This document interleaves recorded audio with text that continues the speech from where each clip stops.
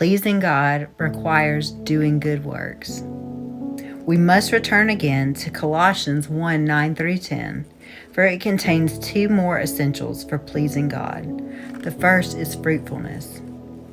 For this reason also, since the day we heard of it, we have not ceased to pray for you and ask that you be filled with the knowledge of His will in all spiritual wisdom and understanding, so that you will walk in a manner worthy of the Lord, to please Him in all respects, bearing fruit in every good work and increasing in the knowledge of God.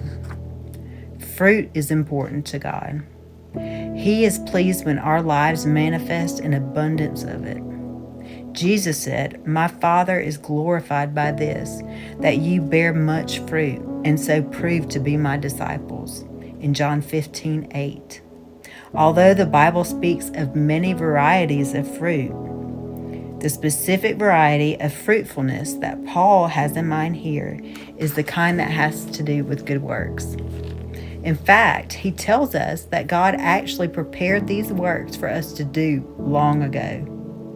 For we are His workmanship, created in Christ Jesus for good works, which God prepared beforehand so that we would walk in them. Ephesians 2:10.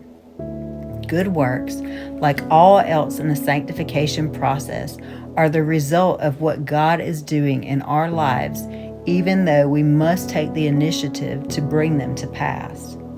He intends for us to regularly and habitually perform them. It is a big part of what we were created to do. But what makes my works good, you say? I like the way M.G. Eason puts it.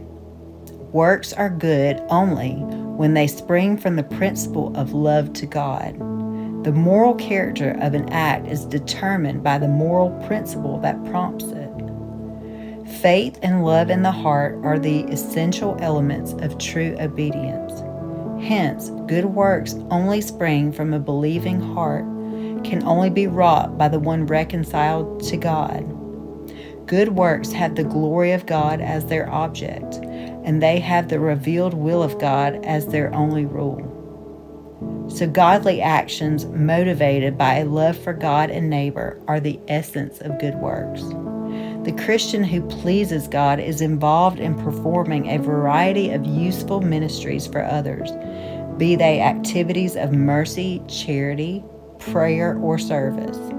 Of course, he does not do so for the approval of man, for this would be displeasing to the Lord, but for the pleasure of God. Another passage that ties doing good things into pleasing God is Hebrews 13:16. And do not neglect doing good and sharing, for with such sacrifices God is pleased. Doing good is closely connected to sharing. Be it your money, your home, your food, your time, your wisdom, or a seat in your car. God is pleased when you tangibly share the things He has given you with other believers.